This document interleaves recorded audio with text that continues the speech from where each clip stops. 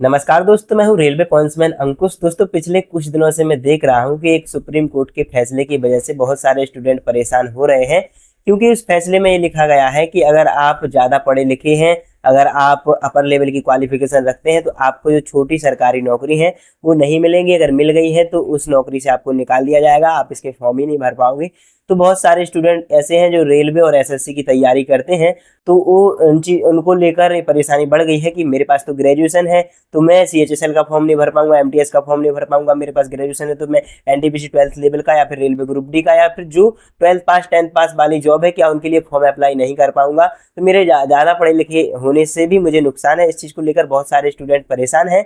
तो ये जो जजमेंट है, ये मद्रास हाई कोर्ट में एक कोर्ट केस चल रहा था, उसके पलटवार के फैसले में सुप्रीम कोर्ट ने आदेश दिया है कि जो छोटी नौकरियां हैं जितनी उसके लिए क्वालिफिकेशन मांगी जाएगी, उतनी क्वालिफिकेशन वाला ही स्टूडेंट जो होगा, कैंडिडेट जो होगा, उसके लिए अप्लाई कर पाएगा। वो उससे ज़्यादा कोई पढ़ा लिखा होगा तो फिर उस जॉब में वो अप्लाई भी नहीं कर पाएगा। अगर अप्लाई कर दिया है तो डॉक्यूमेंट वेरिफिकेशन में उसको बाहर कर दिया जाएगा। फिर भी अगर किसी भी तरह से छिपा छिपू कर वो लग जाता है तो फिर इसको नौकरी से निकाल दिया जाएगा। इस तरह का जजमेंट है। लेकिन ये किन किन पे लागू होता है, ये बात आती है। तो इस वीडियो में हम बताएंगे कि क्या ये पूरा मामला था और किन किन स्टूडेंट पे लागू होता है, क्योंकि रेलवे और एसएससी पे लागू नहीं होता है। पहले ही बता देता हूँ, समझ आया ना करते हुए। बाकी देखो, ए टू जेड डिटेल में सारी चीजें समझते हैं। इसके लिए वीडियो को आपको एंड तक देखना होगा।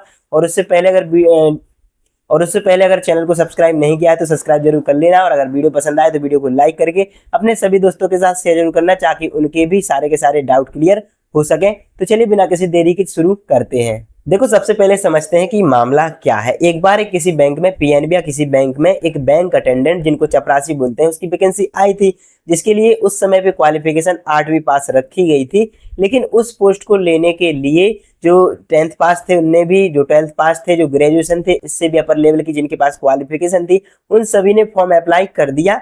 और इसके बाद जब उसकी जो है ज्वाइनिंग हुई, तो उन्होंने देखा कि जो 8th पास कैंडिडेट थे, 10th पास कैंडिडेट थे, उनको तो इसमें मौका ही नहीं मिला है। मतलब उनकी तो नौकरी लगी ही नहीं। ऑब्वियस सी बात है कि जो ज़्यादा पढ़ा लिखा होगा, जो ज़्यादा होशियार होगा, उसी की जॉब लगेगी। और क्वालिफिकेशन ज़्यादा जिनके पास है, उन सभी ने अप्लाई किया ही था, तो उनको, जो 8th पास थे, जो 10th पास थे, उनको ये नौकरी मिली ही नहीं है।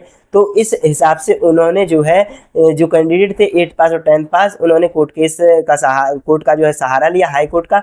तो इस चीज़ को लेकर जो बैंक में जॉब जितनी भी आती हैं, तो अगली बार जब इसी बैंक अटेंडेंट की पोस्ट आई, कोर्ट में जो भी चीज़ें चली होंगी उसके बारे में डिटेल में तो पता नहीं है, लेकिन जब अगली बार उसकी वैकेंसी जब भी आई बैंक अटेंडेंट की, तो इस बार उन्होंने 10th पास इसकी जो है क्वालिफिकेशन रखी थी। और साफ साफ उस नोटिफिकेशन की पीडीएफ में मेंशन कर दिया था कि इसके लिए सिर्फ 10th पास जिनके पास है वही फॉर्म अप्लाई कर सकते हैं। इससे अपर लेवल की क्वालिफिकेशन जिसके भी पास है, वो इसमें फॉर्म ही अप्लाई नहीं कर पाते हैं। और अगर फॉर्म अप्लाई करते हैं तो डॉक्यूमेंट वेरिफिकेशन में उनको छाट दिया जाएगा, मतलब उनको वहां से ही निकाल दिया जाएगा। लेकिन फिर भी अगर वो लोग छिपाते हैं कि हमारे पास ग्रेजुएशन नहीं है या कोई भी अपर लेवल की क्वालिफिकेशन नहीं है, तो उनकी नौकरी लगने के बाद अगर पता चलता है, तब उनको नौकरी से ही निकाल दिया जाएगा। तो इस तरह की जजमेंट जो थी, पीडीएफ में वो चीज़ लिखी हुई है।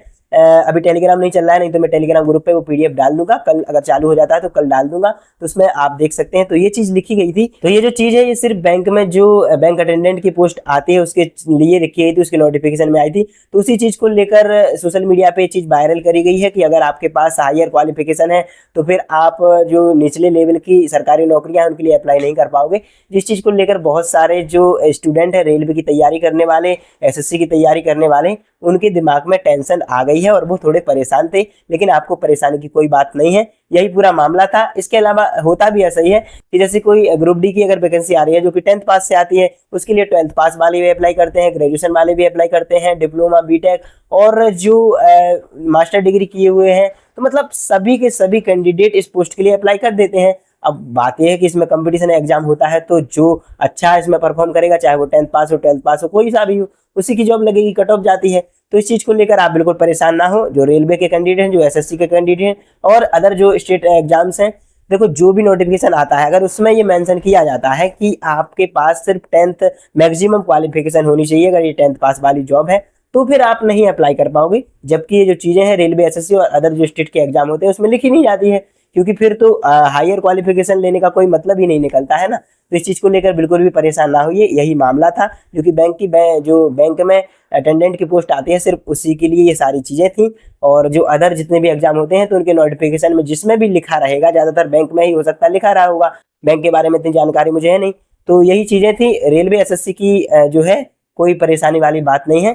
तो आज के इस वीडियो में यही था। उम्मीद है कि आपके अब सारे डाउट क्लियर हो गए होंगे। बढ़िया से तैयारी करिएगा, और किस एग्जाम की आप तैयारी कर रहे हैं कमेंट में जरूर बताना। इसके अलावा आपकी तैयारी कैसी चल रही है और अगला जो वीडियो है वो किस टॉपिक पे आपको चाहिए कमेंट में वो भी जरूर बताना। अगर आपका और कोई डाउट है तो वो भी आप कमेंट में लिख सकते हैं। इंस्टाग्राम और टेलीग्राम की लिंक डिस्क्रिप्शन में है, तो वहां से जाके आप ग्रुप को भी ज्वाइन कर सकते हैं, जिससे कि वहां पे इंपॉर्टेंट जो अपडेट है वो मैं देता रहता हूँ। चलिए फिर मिलेंगे अगली वीडियो में, तब तक के लिए नमस्कार, धन्यवाद।